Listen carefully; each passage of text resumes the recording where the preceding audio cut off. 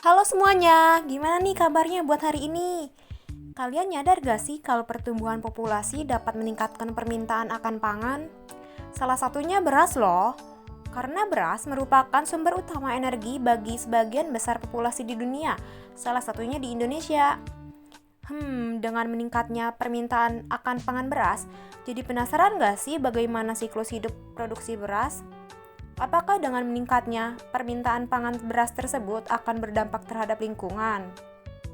Baiklah, karena penasaran, mari kita bahas bagaimana sih siklus hidup dari produksi beras. Sebelum masuk ke produksi beras, apa sih beras itu? Beras merupakan makanan sumber energi yang memiliki kandungan karbohidrat tinggi, namun proteinnya rendah.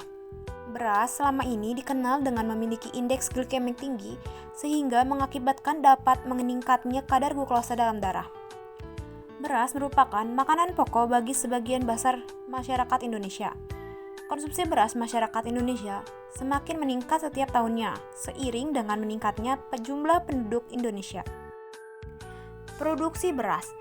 Beras diproduksi secara konvensional mulai dari penyiapan lahan, penanaman, pemeliharaan, hingga pengelolaan padi menjadi beras. Produksi beras tidak hanya memainkan peran dalam memenuhi kebutuhan pangan, akan tetapi memiliki dampak besar terhadap lingkungan. Produksi beras memiliki dampak lingkungan yang signifikan. Untuk memahami dampak tersebut secara menyeluruh, maka digunakanlah alat evaluasi berkelanjutan yang dikenal dengan life cycle assessment. Dalam memproduksi beras, hal yang pertama harus kita pertimbangkan terlebih dahulu bahan-bahannya. Salah satunya adalah padi yang berasal dari produk pertanian. Bahan utama produksi beras adalah padi. Dalam penanamannya melibatkan pupuk, pestisida, bibit atau benih, air, tanah, dan juga energi. Life cycle inventory produksi beras. Selanjutnya, kita masuk ke dalam life cycle inventory produksi beras. Pada setiap tahapan, tentunya selalu memerlukan setiap tahapan input dan output. Yang pertama, pada proses input di perkebunan, terdiri dari biomasa yang dibakar. Dari input tersebut, maka menghasilkan output yaitu CO dan NO. Pada tahap ini juga menghasilkan lahan sawah. Yang kedua, pada proses input di penanaman terdiri dari biji padi dan air. Dari input tersebut, maka menghasilkan output yaitu CO dan N2O. Yang ketiga, pada proses input di pemeliharaan terdiri dari pestisida dan air. Dari input tersebut, maka menghasilkan output yaitu NO3, PO3, dan N2O. Pada tahap ini juga menghasilkan padi. Yang keempat, pada proses input di pemanenan, tidak ada material apapun yang digunakan, sedangkan dari outputnya yaitu menghasilkan jerami. Pada tahap ini juga menghasilkan gabah. Dan yang kelima, pada proses input di pasca panen, terdiri dari solar untuk bahan bakar alat yang digunakan untuk menggiling gabah menjadi beras. Dari input tersebut, maka menghasilkan output yaitu sekam, menir padi, CO, dan NO2. Pada tahap ini juga menghasilkan beras. Environmental impact. Selama proses yang dilakukan sebelumnya, terdapat beberapa dampak lingkungan yang terlibat. Di antaranya yaitu, produksi beras melibatkan sejumlah dampak lingkungan yang dapat terjadi pada berbagai tahap siklus hidup, mulai dari persiapan lahan hingga konsumsi akhir. Beberapa dampak lingkungan yang umum terlibat dalam produksi beras meliputi yang pertama, deforestasi. Pengonversian lahan hutan menjadi lahan pertanian dapat menyebabkan deforestasi, mengancam keanekaragaman hayati dan menyebabkan hilangnya habitat. Yang kedua, penggunaan sumber daya alam. Pertumbuhan tanaman padi pada tahap proses pemeliharaan membutuhkan sejumlah besar air. Praktek pertanian yang kurang efisien dapat menyebabkan konsumsi air yang tinggi, terutama di daerah-daerah yang mengalami tekanan air. Penggunaan pupuk dan pestisida pada tahap pemeliharaan juga dapat menyebabkan pencemaran air dan tanah, serta menghasilkan emisi gas rumah kaca.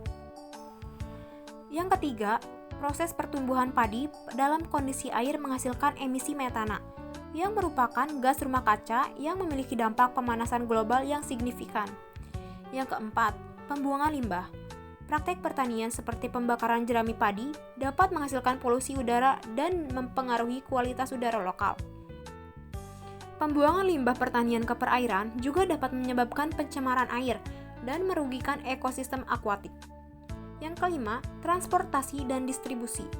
Transportasi beras dari ladang ke pabrik pengolahan dan kemudian ke pasar dapat menyebabkan emisi gas rumah kaca dan polusi udara terkait transportasi. Dan yang keenam, pengolahan dan kemasan.